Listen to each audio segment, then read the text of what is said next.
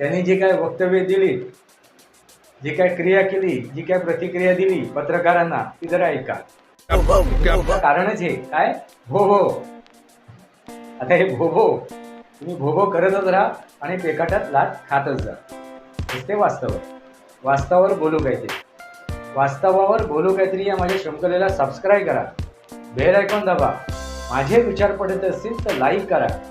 आपले विचार कमेंट बॉक्समध्ये मांडा.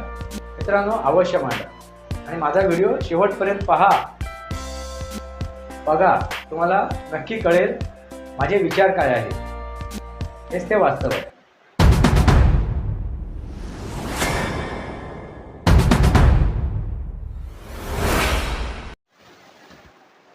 नमस्कार मित्रांनो, वास्तवावर बोलू काहीतरी या माझ्या शृंखलेमध्ये पुन्हा एकदा आपला स्वागत. मी आपला मित्र राजेश वासंती सावजे घेऊ. मित्रांनो, राहुल गांधीवरती कालच आपण व्हिडिओ बनवला. त्यांना आमंत्रित केलं नाही किंवा पुतीन यांच्याशी भेट घडवून दिली नाही म्हणून ते नाराज होते. आणि ही नाराजी काँग्रेसच्या प्रत्येक प्रवक्त्यांनी बोलून दाखवली, नेत्यांनी बोलून दाखवली. आता हे काँग्रेसचे सर्व ते जे काय निर्णय घेतील काँग्रेसमध्ये तो सर्वोच्चपदी असतो. असे हे कोण, राहुल गांधी, त्यांना बोलवलं नाही म्हणून नाराज झाले. ते LOP आहे. मग त्या अशा LOPला आमंत्रित केलं नाही आणि तो प्रोटोकॉल तोडला म्हणून गदारोळ करण्यात आला. म्हणून भाजपच्या विरोधात, नरेंद्र मोदीजींच्या विरोधात काय केलं, बोटं मोडली, त्यात केले गेले. विरोधी पक्ष नेता हा कसा असावा, त्याचे काय नियम आहेत, त्याच्या काय मर्यादा आहेत, त्याची काय कर्तव्य आहे, हे सगळं धुळीत मिळवून ही जी व्यक्ती आहे राहुल गांधी. आता हे राहुल गांधी म्हटलं की गांधी हा शब्दसुद्धा, हा आडनावसुद्धा दुसरीकडून त्यांना मिळालेलं आहे. तसं बघायला गेलं तर वास्तविक त्यांचं नाव काय हवं, राहुल खान, कारण त्याच्या आजोबांचं नाव खान आहे. त्यांचं आडनावसुद्धा खानच असावं. पण त्या मोहनदास करमचंद गांधी यांनी एक उष्ण नाव दिलं, ते म्हणजे गांधी. आता ते मोहनदास करमचंद गांधी ही व्यक्ती कशी होती हे तुम्हाला माहिती. त्यामुळे त्याचं नाव लावल्यानंतर या राहुल खानमध्ये काय परिवर्तन येईल अशी आपण आशा आणि अपेक्षा ठेवूया नको. आता त्याची वक्तव्य तुम्ही ऐकली असाल, अगदी निवडणुकीच्या काळात सुद्धा असो किंवा संसदेत असो, त्यांचं वर्तन तुम्ही बघितलं असाल. तर हे सगळं वर्तन, त्यांची वक्तव्य, त्यांची विचारशैली, त्यांचे आचारविचार हे जर बघितल्यानंतर अशा व्यक्तीला आमंत्रित केलं जाईल का, हा माझा साधा सरळ प्रश्न आहे. आणि त्यावरच शिक्कामोर्तब केलं आहे एका काँग्रेसच्या नेत्रीने, रेणुका चौधरी यांनी. कारण आम्ही काँग्रेसजन कसे आहोत हे तिने दाखवून दिलं. तिने कृती केली, तिने एक वक्तव्य केलं. ते वक्तव्य आणि कृती जरा ऐका, म्हणजे तुमच्या लक्षात येईल काँग्रेसजन कसे आहेत. हे सो कॉल्ड काँग्रेस म्हणतात ना, आमची एक विचारधारा आहे, तर ती विचारधारा कोणती आहे ती समजून घ्या. जरा ऐका. त्यांनी जी काय वक्तव्य दिली, जी काय क्रिया केली, जी काय प्रतिक्रिया दिली पत्रकारांना, ती जरा ऐका.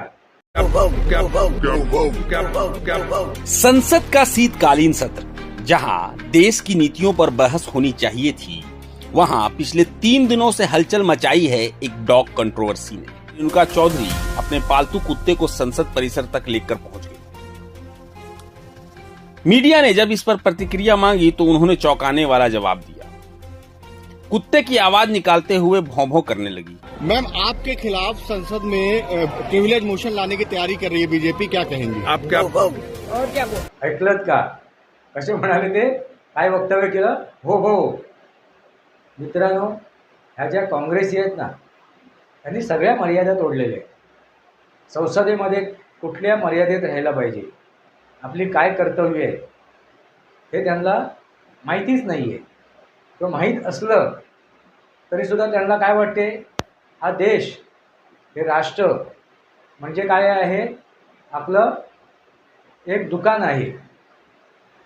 आपण मालक आहोत, आपण परिवारवादी आहोत.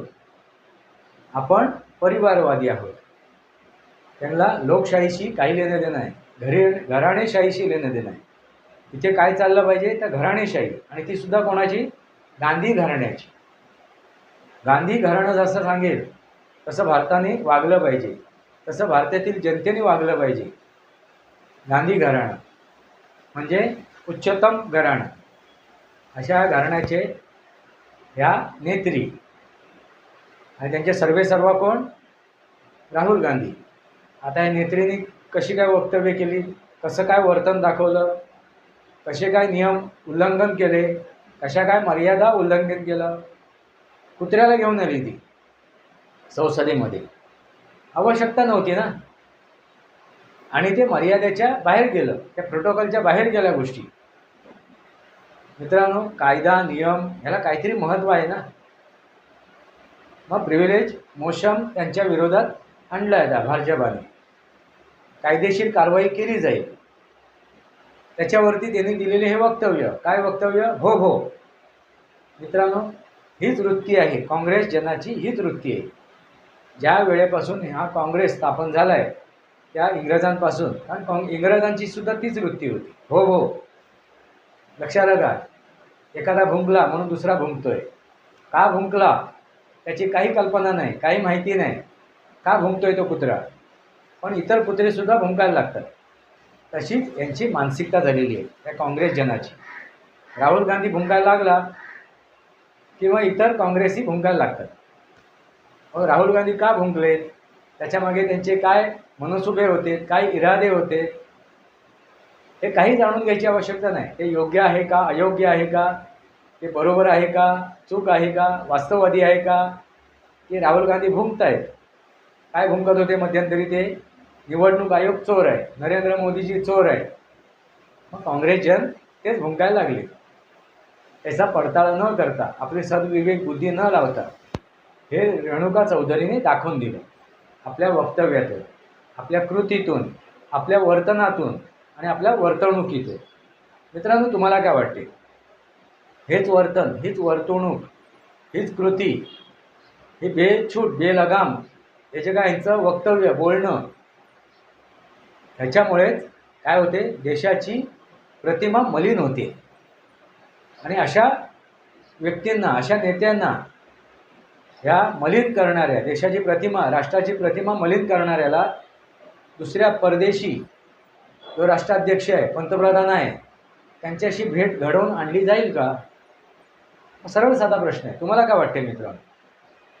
हेच ते वास्तव आहे आणि हे वास्तव समजून घेणं गरजेचं आहे. कालच मी तुम्हाला सांगितलं त्याच्यामागे कायदा काय, प्रोटोकॉल काय आहे हे तुम्हाला सांगितलं.